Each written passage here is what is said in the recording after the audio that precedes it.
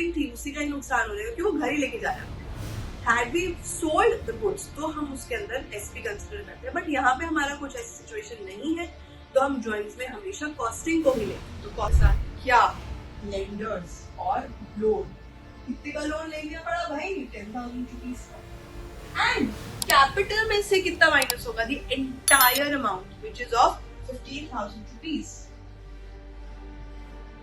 So because drawings actually है कितने की, 15,000 की ड्रॉइंग है ना, बिकॉज लोन मेरा ऐड हो गया तो एक्चुअल टोटल अमाउंट की, और 300 रुपए उसके गए इंटरेस्ट के। भाई इंटरेस्ट लोन कोई ऐसे दे देगा क्या आपको, definitely they will charge some amount of interest, and that interest will be subtracted from your capital only. वो नुकसान है भाई तुम्हारा, बर्बाद हो गए, आग लग गई, बर्बाद हो गई। तो वो कहाँ जाएंगे, सबसे पहला जो क्लियरली अकाउंट अफेक्ट हो रहा है वो कौन सा, गुड्स। तो गुड्स से तो पहले माइनस हो जाएगा भाई 500 रुपए, वहां से तो हटाओ, और दूसरा 500 रुपए कहाँ से जाएगा, बिकॉज आपकी अब एक बहुत बढ़िया ट्रांजैक्शन है, कमीशन रिसीव्ड इन एडवांस ₹1000। अगर कमीशन आ गई है इसका मतलब कैश में ही आई होगी, so commission received in advance कहाँ, 51,500 plus 12,000 plus 10,000 is equal to 300 plus 9,500 plus 62। कहाँ फर्क आएगा, there is another liability, a new liability which is formed over here, which is outstanding salary.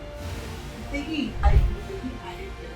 So all in all 500 यहाँ add हुआ, यहाँ पे 500 add हुआ, equation हो गई क्या इक्वल, yes, 49,000 नहीं मिलेगा। Something withdrawn for personal use is a drawing.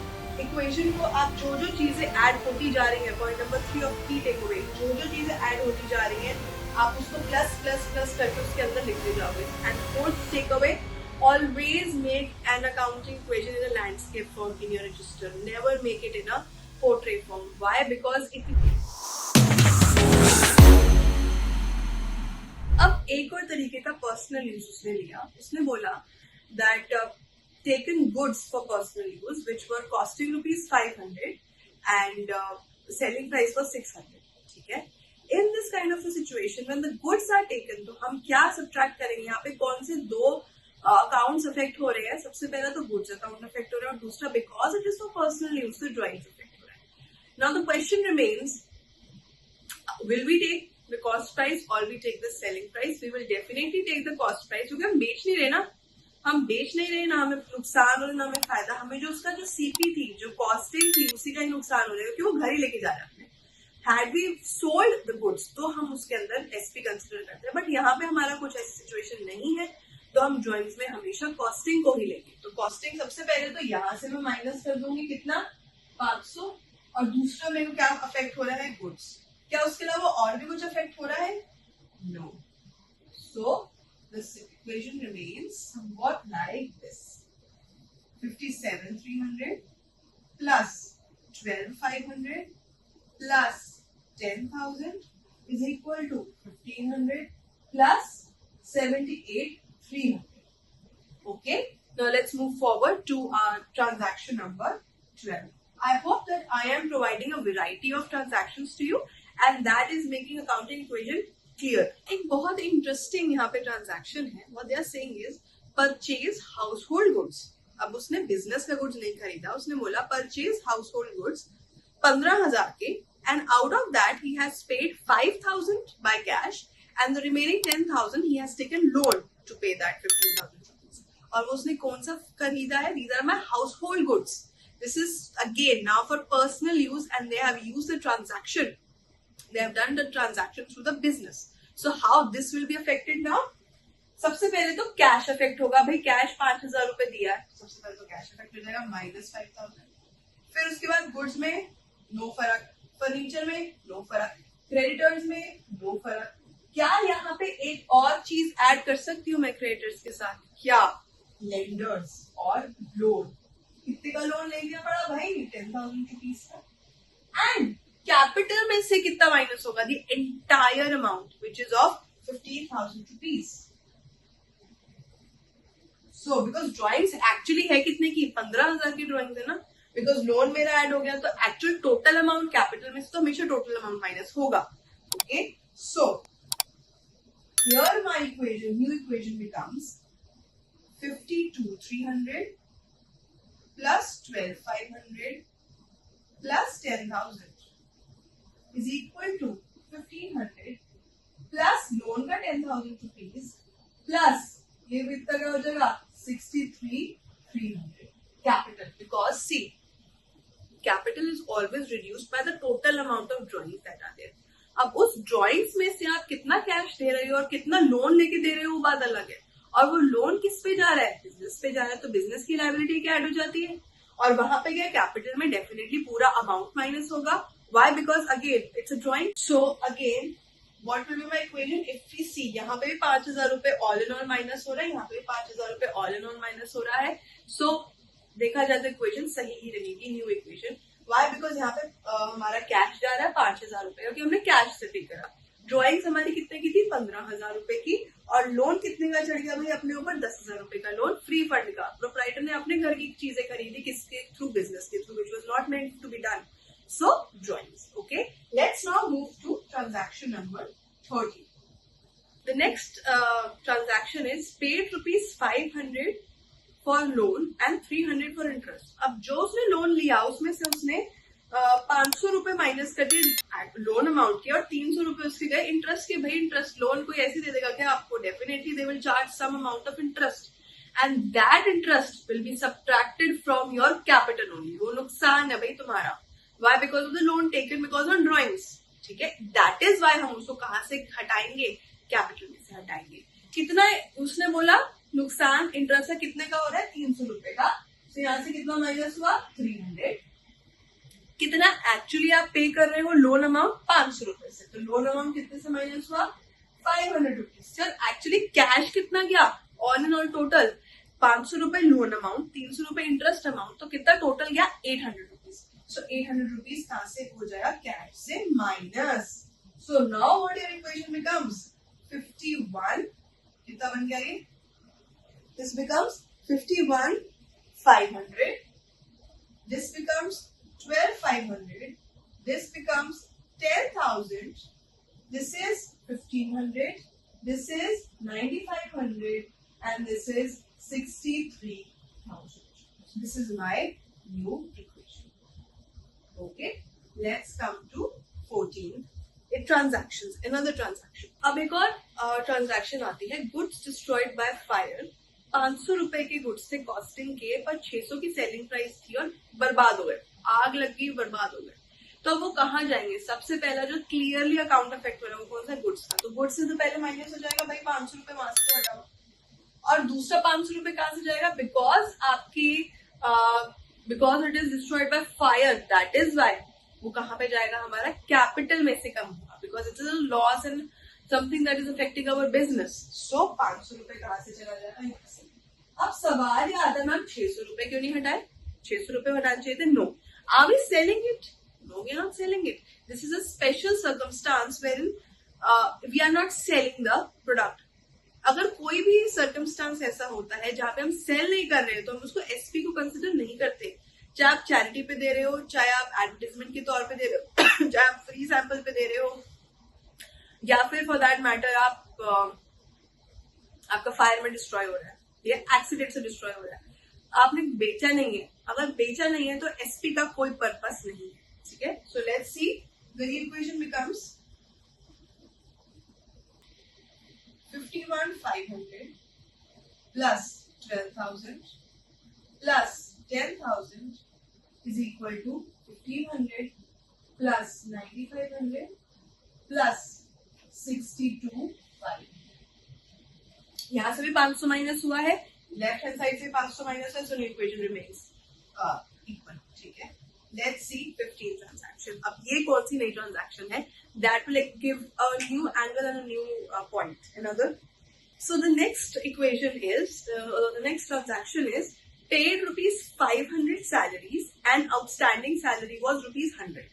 500 was actual salary that is paid and 100 is the salary that was outstanding. So now this is a new thing. This is not something that we have done in the past transactions. तो अब यहाँ पे क्या होगा? अगर 500 रुपए salary पे करी है तो कैश में पे करिए। ठीक है, तो कहां से? सबसे पहले तो कैश माइनस हुआ कितना? 5। सबसे पहले तो यहाँ से माइनस कर दो 500 रुपए। गुड्स में कुछ फर्क? नो। फर्नीचर में कुछ फर्क? नो। क्रेडिट्स में कुछ फर्क? नो। लोन में कुछ फर्क? नो। कहाँ फर्क आएगा? There is another liability, a new liability which is formed over here, which is outstanding salary. कितने की? 100 रुपए की। और यहाँ से कितना माइनस हुआ?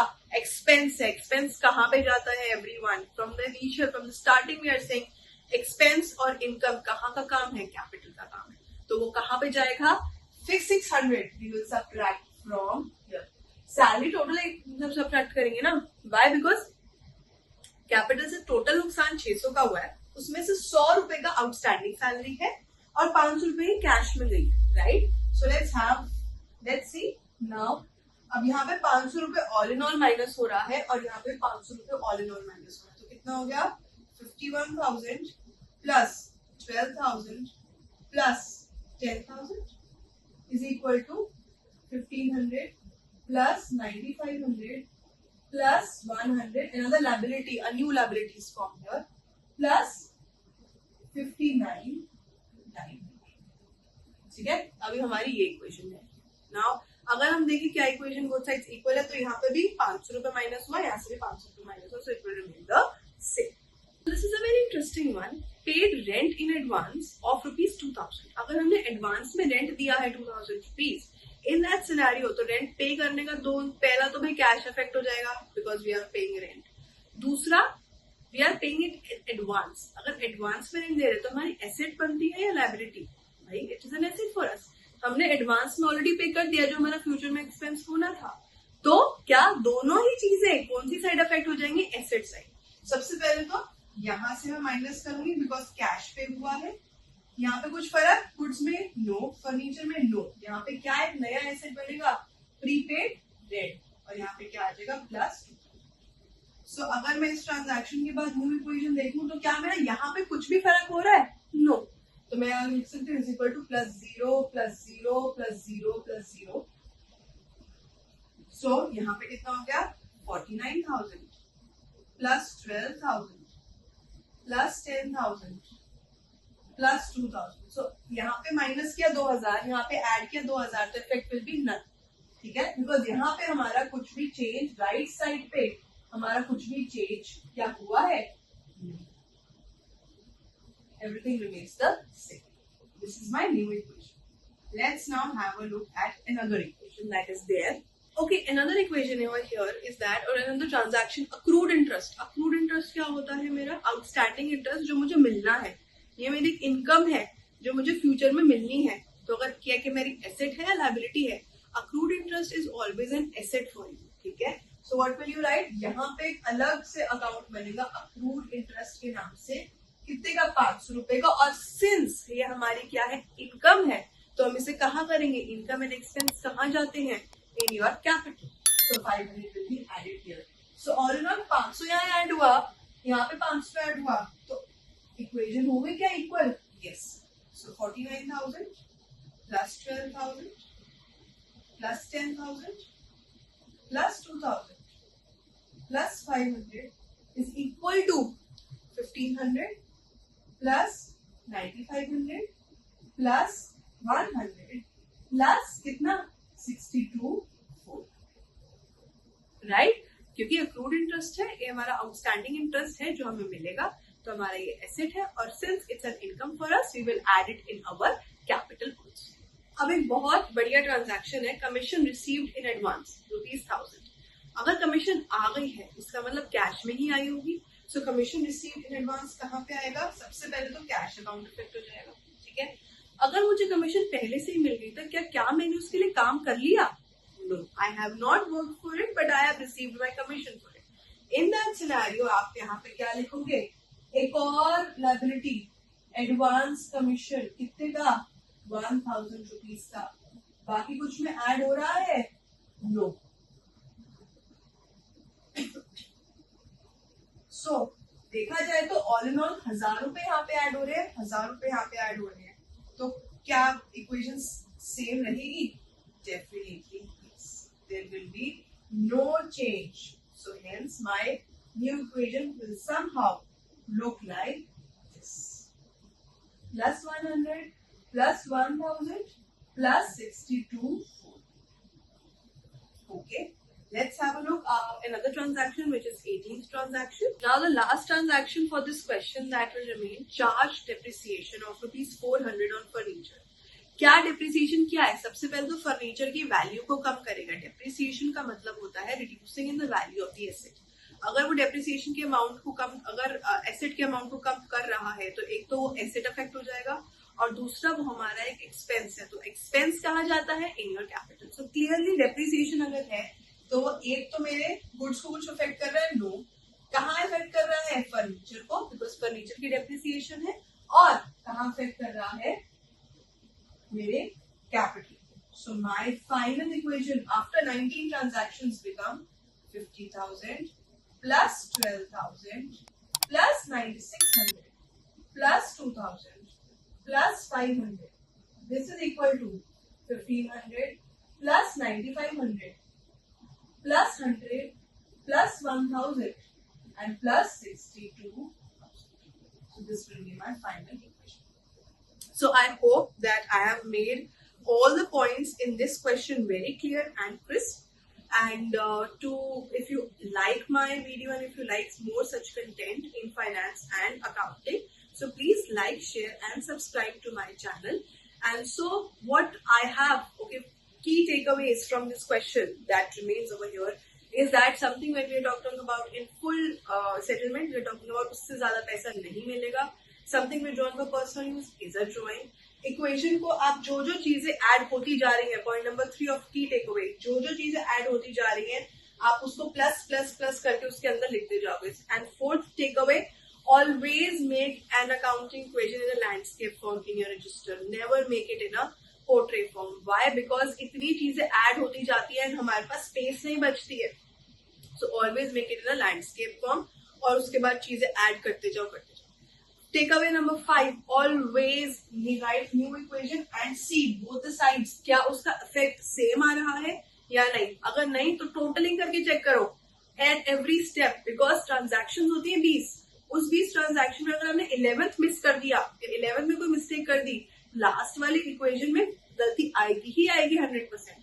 So always at every level check कि मेरा लेफ्ट हैंड साइड क्या राइट हैंड साइड के इक्वल है या नहीं है. Takeaway number 6, you will always see at capital में हमेशा expense या income, right? So these are the key takeaways from the accounting equation.